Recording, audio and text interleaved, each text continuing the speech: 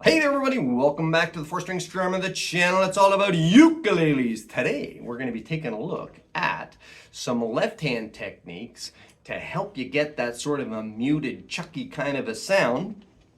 And we're also going to do it to a really cool classic Beatles tune. I saw her standing there. All right, let's get into it. This is such a great song for this technique that we're going to work on today because the majority of the chords that we're going to use cover 3 or 4 strings. So it really helps us out. All right, so let's start off. Of course, I say that, and the first chord is 2 strings. So anyway, here we go. First chord is going to be your A chord. All right, so just like that. Well, she was just 17, if you know. D7. Don't freak out. I know it's a bar chord. So if you play bar chords, giddy up. It's not a difficult one to do. You get your thumb in behind just like that. You get your finger all the way across and you drop your your second finger there on the first string at the 3rd fret. Now, if you don't like bar chords, you can also work around this. So if you just kind of get rolling, you can also do your D just like that with 3 in a row, just like that. Okay, because it'll work pretty well that way too. Some people like to play 3 in a row and then they put their 4th finger here, your pinky down at the 1st string at the 3rd fret. They find it easier to play it that way than to do it this way. So it's up to you, whatever you like, whatever you're all about is fine. So she was just 17, if you know what I mean. And you go back to A. And the way she looked was way beyond compare. E7. Go back to A. How could I, A7, dance with a D7? And then you go to your F. When I, A, saw her E7. Back to A. All right, now let's talk about some strumming. Okay, so for strumming here, what we're going to do is I'm going to show you a couple of different strums that you can do, and as I always do, we kind of step our way up depending on what level you're at. So to start off with, the foundation for this is our paintbrush strum. Again, I know a lot of you guys have seen this one, and it's encouraging because I get these emails and I get messages on Facebook and on the group and YouTube, etc. And it sounds like a lot of you guys are really getting this paintbrush strum and the sledgehammer strum. So let's just review it for the new folks. You hit it with your thumb, the top string here, and then you brush the rest with your finger. Just like that. She was just 17, if you know what I mean. And the way she looked was way beyond compare. Okay, and that'll get you started with this sort of a style. And again, we're going to work left hand here in a minute. But for your right hand technique, that's a great basic foundational sort of a strum. Now, if you want to take it up a notch here, you can throw the thumb in, coming back up, and that, as you know, is called the sledgehammer strum. And we call it sledgehammer because it's 3 parts: sledge, hammer. So we go sledge, just like we did in paintbrush. We brush down, just like we did in paintbrush, but we come back up with our thumb. So it's sledge, hammer. Okay, she was just 17. Now sledgehammer, if you know what I mean. And the way she looked was way beyond compare. Okay, so you can start to interchange those back and forth wherever you like. Don't ever feel like you have to do them all in a certain order. Play with them. Just drop them in wherever it feels right, okay? Think of it in terms more about how it sounds, what that rhythm feeling is, okay? And I know that's a little bit fuzzy, especially for people that are just getting started. But you got to watch, I think, with the thing with strumming patterns, and they can kind of, chain you down a little bit, okay? So feel free to just mix those up. Now, you probably noticed at the end, I kind of dragged my finger on that last one too, right? Like that. 17, if you know what I mean. And the way she looked, here, you way beyond come. beyond compare. Okay, so now you can start to bring your finger back up too. So it's just like doing a paintbrush, that you're kind of flicking an extra finger up before you do the brush, kind of a thing. Okay, so it's a finger drag, just like that. Now you can combine that finger drag with your paintbrush. Paintbrush.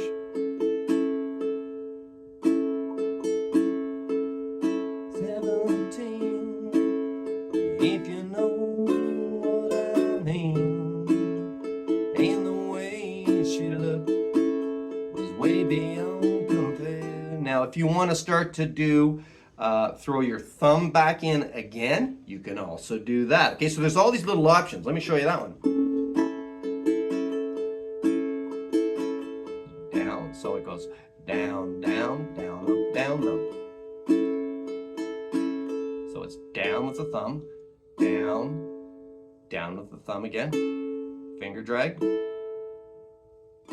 brush, up, okay, down, down, down, up, down, up, down, down, down, up, down, up, paint, brush, up, down, up, paint, brush, down, up, down, up.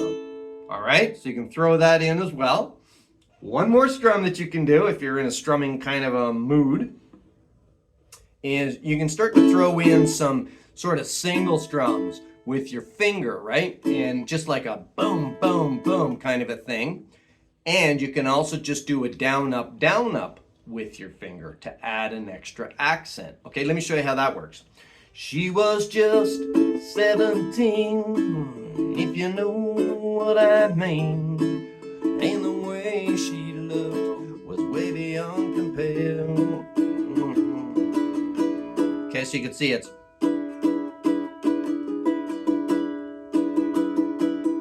okay, so you can just use your finger and then go back to your other strums, your variety of strums, whether it's paintbrush, sledgehammer, etc., etc.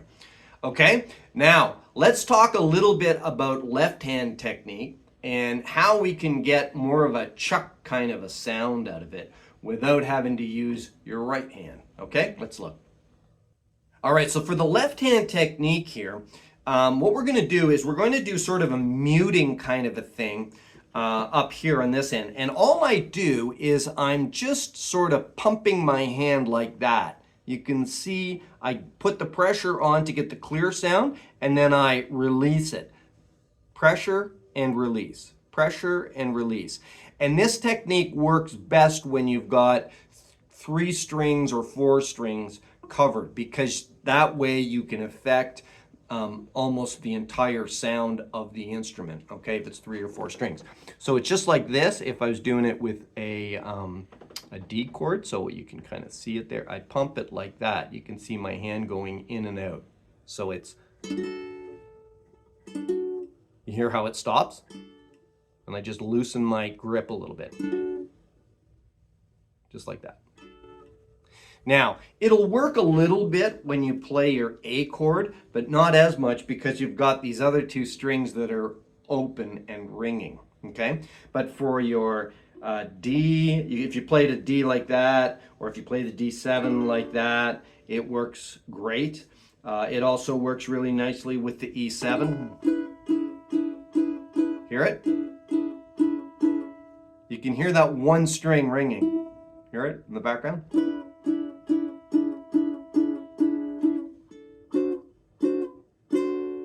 Okay, let me play a little clip of this and I'll show you how it works. So when I'm strumming here, I just continually kind of pump or bounce my fingers a little bit back and forth. So here we go.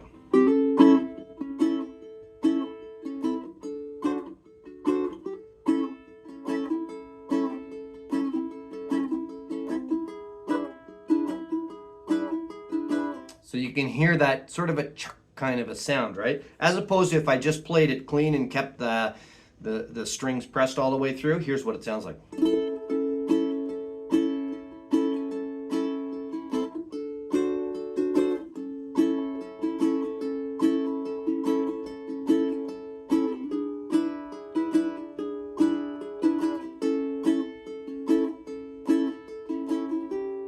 So you can hear that difference when I don't do it, and then when I start to put that muting sort of a sound in there. Again, you might not want to do that all the way through the song. These techniques that I show you are things that you can just kind of plop in here and there, and you'll get a feel for what you like best, okay? Not everybody's going to like the way that this song sounds. It's a Beatles song. It should be played such and such a way.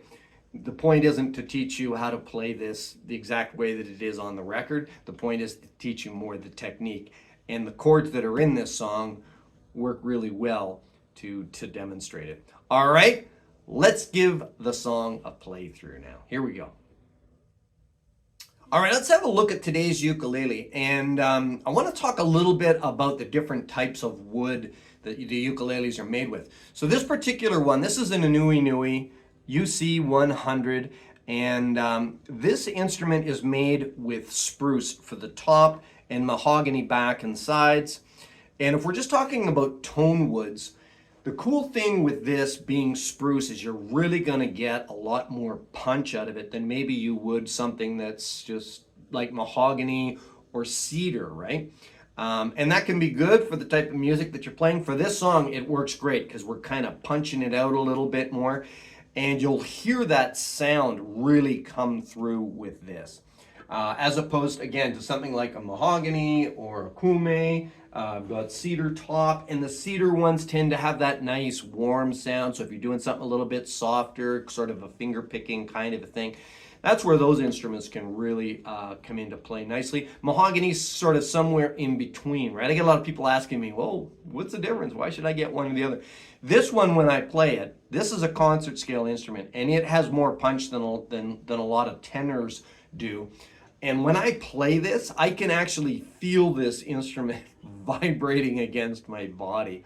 So it really puts out a lot of sound. I'll put a link in the description for this one. But anyway, I thought I'd just add that in because lately I've been getting a lot of questions about the different sounds and the different types of tone woods. All right, let's get into the tune. Here we go. Well, she was just 17, if you know what I mean, and the way she looked was way beyond compare.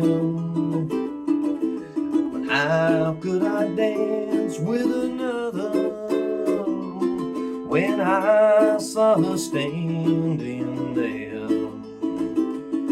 Well, she looked at me and I could see that before too long I'd fall in love with her. But how could I dance with another when I saw her standing there? Well, my heart went boom when I crossed that room and I held her hand in mine. Well, we danced through the night and we held each other tight, and before too long I fell in love with her. But I'll never dance with another since I saw her standing there. Yeah, since I saw her standing there. Such a great old song. We used to have that on the 45. Zip, we used to play it all the time. It was in one of those old record players that looked like a little plastic suitcase. Remember those? They were always in the Sears catalog with a kid standing on saying, holds up to 170 pounds. Thought, who wants to stand on a record player and how's that kid weigh 170 pounds? Little things that bother you know what I'm saying? Never got over it. Anyway, that's it for this week, folks. Don't forget, visit us at fourstringstrummer.ca for information on all the different ukuleles that we've got here in stock. Join us on Facebook chat group, the 4-String Strummers. Lots of nice friendly folks from all over the world. And hit that subscribe button. Do me a favor. It really helps me out a lot. Okay? Any questions at all? Drop them down into the comment section. I'm always more than happy to help you out. Until we see you next time, keep smiling, keep strumming, and have fun. Maybe with one of these videos right over here. All right? Bye for now.